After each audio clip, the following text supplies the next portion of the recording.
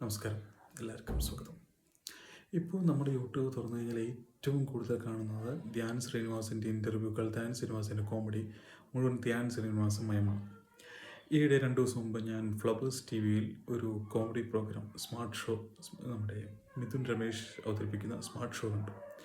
അതിൽ ധ്യാൻ ശ്രീനിവാസൻ്റെ കോമഡിയും അവരുടെ സംഘത്തിൻ്റെ കോമഡി, അസാമാന്യമായൊരു കോമഡി ഷോ ആയിരുന്നു അത് ഒരു 2 ദിവസം ഉണ്ടായിരുന്നു, ശനിയും ഞായറും.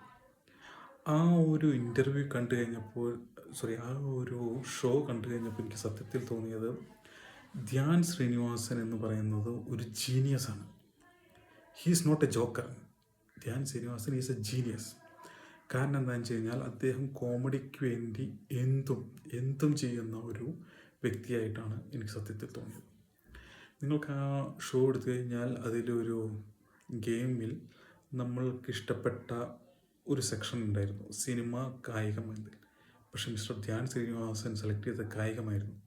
എന്നിട്ട് സിനിമ എന്തുകൊണ്ട് സെലക്ട് ചെയ്തില്ല എന്ന് ചോദിച്ചപ്പോൾ മിസ്റ്റർ ധ്യാൻ ശ്രീനിവാസൻ പറഞ്ഞത്, സിനിമ അതിന് എനിക്കറിയില്ലല്ലോ എന്നാണ്.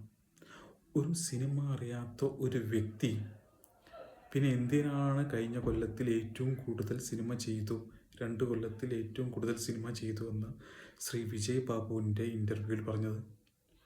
വിജയ് ബാബു ചോദിച്ചു, നിങ്ങൾ അടികപ്പേരെ കൂട്ടുമണി എന്ന സിനിമയ്ക്ക് ശേഷം ഏതെങ്കിലും ഒരു പ്രൊഡ്യൂസർക്ക് ലാഭം ഉണ്ടാക്കി കൊടുത്തിട്ടുണ്ടോ എന്ന് ശ്രീ വിജയ് ബാബു ചോദിച്ചപ്പോൾ കഴിഞ്ഞ 2 കൊല്ലത്തിൽ ഏറ്റവും കൂടുതൽ സിനിമ ചെയ്ത വ്യക്തി എന്നാണ് അദ്ദേഹം പറഞ്ഞത്. അതായത് സിനിമ ഏറ്റവും കൂടുതൽ ചെയ്യുകയാണോ വേണ്ടത്, അതോ ചെയ്യുന്ന പ്രവൃത്തിയിൽ അദ്ദേഹം വർക്ക് ചെയ്യുന്ന സെക്ഷനിൽ നന്നായി വർക്ക് ചെയ്യുകയാണോ വേണ്ടത്? ഇതിൽ ഞാനിപ്പോൾ കുറച്ച് ധ്യാൻ ശ്രീനിവാസൻ 2-3 സിനിമ കണ്ടു കഴിഞ്ഞപ്പോൾ സത്യം പറഞ്ഞാൽ സ്കിപ്പ് ചെയ്ത് വിടുകയാണ്.